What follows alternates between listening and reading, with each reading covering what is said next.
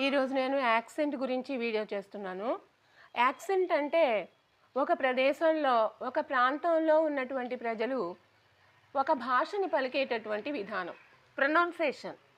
Pronounce చేసేటటువంటి విధానాన్ని accent అంటారు. ఈ యాక్సెంట్ ఇంగ్లీష్కి ఎన్నో వేల రకాలుంది. ఎన్ని భాషల వాళ్ళైతే ఇంగ్లీష్ మాట్లాడుతున్నారో అన్ని భాషల యాక్సెంట్ దాంట్లో కనపడుతుంది. కాబట్టి ఇక్కడ మనం అర్థం చేసుకోవాల్సింది ఏంటంటే, ఇప్పుడు తెలుగుకి కూడా చాలా రకాల యాక్సెంట్స్ ఉన్నాయి. తెలంగాణ యాక్సెంట్ అని, గోదావరి యాక్సెంట్ అని, రాయలసీమ యాక్సెంట్ అని, ఈ రకంగా చాలా రకాల యాక్సెంట్స్ ఉన్నాయి. కానీ ఆ యాక్సెంట్ని వాళ్ళు వేరే ప్రదేశంలో ఎంతకాలం ఉన్నా కూడా తమ మాతృ యాక్సెంట్ని ఎప్పుడూ మానుకోలేరు. ఒక మనిషి యొక్క బ్యాక్గ్రౌండ్ని అతని యాక్సెంట్ని బట్టే గుర్తిస్తారు.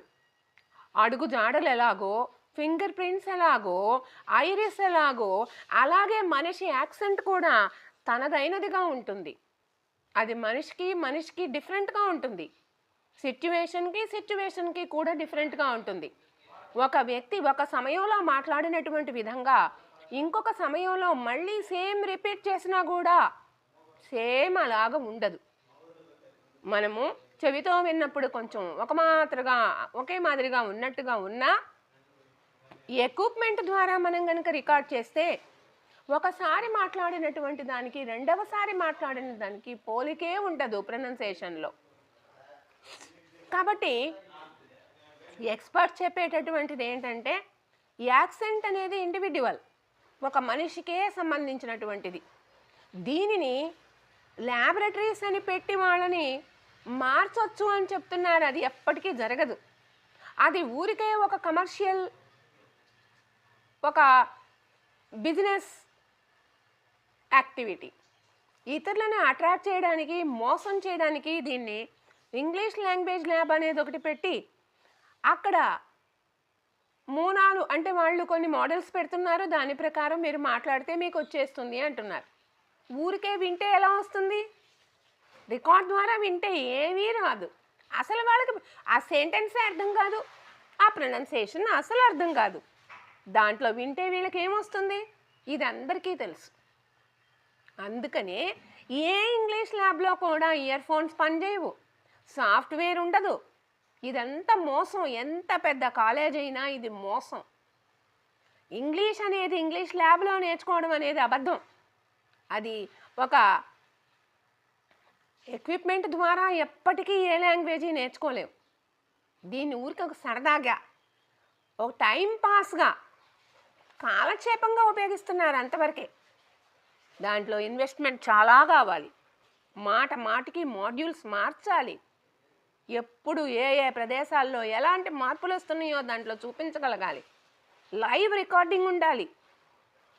ఎప్పుడో తయారు చేసినటువంటి రికార్డ్స్, ఎక్కడి నుంచో ఇన్స్టిట్యూషన్స్ నుంచి తీసుకొచ్చిన రికార్డ్స్ మనకు ఉపయోగపడవు. అమెరికాలోనే ఎన్నో ప్రదేశాల్లో ఎన్నో రకాల యాక్సెంట్స్ ఉన్నాయి. ఇంగ్లాండ్లోనే ఎన్నో రకాల యాక్సెంట్స్ ఉన్నాయి.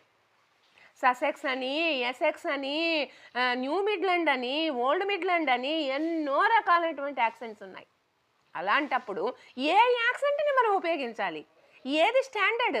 ఇది ఒక ఇంటర్నేషనల్గా పెద్ద కాంట్రవర్షియల్ టాపిక్. మా యాక్సెంట్ కరెక్ట్ అంటే, మా యాక్సెంట్ కరెక్ట్ అని తెలుగులో ఎలాగైతే మనం గుద్దుకుంటున్నామో, పోట్లాడుకుంటున్నామో, అలాగే ప్రపంచవ్యాప్తంగా ప్రతి దేశంలోనూ ఇంగ్లీష్ని గురించి, రకరకాల యాక్సెంట్స్ని గురించి ఎన్నో రకాలైనటువంటి వివాదాలు ఉన్నాయి. అలాంటివప్పుడు స్టూడెంట్స్ని మనం ఏ రకమైన యాక్సెంట్కి మనం నిర్ణయించవచ్చు? ఏ రకమైన యాక్సెంట్ని వాళ్ళకి నేర్పించవచ్చు? అసలు యాక్సెంట్ అనేది ఒక వ్యక్తి ఇంకొక వ్యక్తికి నేర్పించేదే కాదు, ఒక ఇన్స్ట్రుమెంట్ ద్వారా నేర్చుకునేది కాదు. ఒక మనిషికి తనకి స్వతహాగా వచ్చినటువంటి యాక్సెంట్ని జీవితాంతం కంటిన్యూ చేస్తాడు. తన అడుగు జాడలు ఎలాగో, చేతి ప్రింట్స్ ఎలాగో, ఫింగర్ ప్రింట్స్ ఎలాగో, యాక్సెంట్ కూడా అలాగే ఇండివిడ్యువల్. ఒక మనిషి గొంతుని బట్టి, స్వరాన్ని బట్టి, అతను నాలుక తీరుని బట్టి, అతను ఊపిరి పీల్చి వదిలే విధానాన్ని బట్టి యాక్సెంట్ నిర్ణయం అవుతుంది. అంతేగాని ఒక టీచర్ చెప్తే ఒక స్టూడెంట్కి ఎప్పటికీ రాదు. ఇది మోసం. ఏదో పెద్ద ఎక్విప్మెంట్ పెట్టేసినట్టు, ఏదో పెద్ద సాఫ్ట్వేర్ ఇచ్చేసినట్టు అన్ని కాలేజెస్లో, ప్రొఫెషనల్ కాలేజెస్లో దీన్ని ఒక ఫ్యాన్సీగా ఉపయోగిస్తున్నారు, అట్రాక్షన్గా ఉపయోగిస్తున్నారు. మీ పిల్లలకి అదేదో వచ్చేస్తుందని మీరు అనుకుంటున్నారు. గ్రామరు, సెంటెన్స్ కన్స్ట్రక్షను, ఇడియమ్సు, చక్కగా భాషను ఉపయోగించడానికి వొకాబులరీ, అది ఎంతో కష్టపడి నేర్చుకోవాలి స్టూడెంట్స్. చదవడం ద్వారా వస్తుంది, వినడం ద్వారా లాంగ్వేజ్ ఎప్పుడూ రాదు. అలాంటప్పుడు యాక్సెంట్ అనేది ఎలా వస్తుంది? అసలు వాళ్ళకి అసలు గ్రామరే రాదు, వొకాబులరీ అసలు రాదు, ఏ పదానికి ఏ మీనింగో తెలియదు. ఇంకా అలాంటప్పుడు యాక్సెంట్కి విలువే ఉంది? యాక్సెంట్ అనే మాటే మిథ్య, దాని గురించి ఆలోచించకండి. యాక్సెంట్ అంటే ఒక పదాన్ని ఇంగ్లీష్లో తెలుగుకి ఇంగ్లీష్కి, అంటే ఇండియన్ లాంగ్వేజెస్కి ఇంగ్లీష్కి తేడా అదే. ఒక పదాన్ని మనం ఎంత నొక్కి పలికితే, ప్రతి ఒక్క వవెల్ని, కాన్సనెంట్ని ఎంత నొక్కి పలికితే మనం అంత స్పష్టంగా మాట్లాడినట్లు లెక్క. అది ఇండియన్ లాంగ్వేజెస్ పద్ధతి. కానీ ఇంగ్లీష్లో అలా కాదు. ఒకే పదాన్ని ఒకటి కంటే ఎక్కువ సిలబల్స్ ఉన్నట్లయితే ఒక సిలబల్ని నొక్కి పలుకుతారు, ఒక సిలబల్ని తగ్గించి పలుకుతారు, ఒక సిలబల్ని అసలు యాబ్సెంట్గా పెడతారు. డైరెక్షన్ అన్నప్పుడు డైరెక్షన్ చూడండి, దీన్ని డిరెక్షన్ అని కూడా చెప్తారు.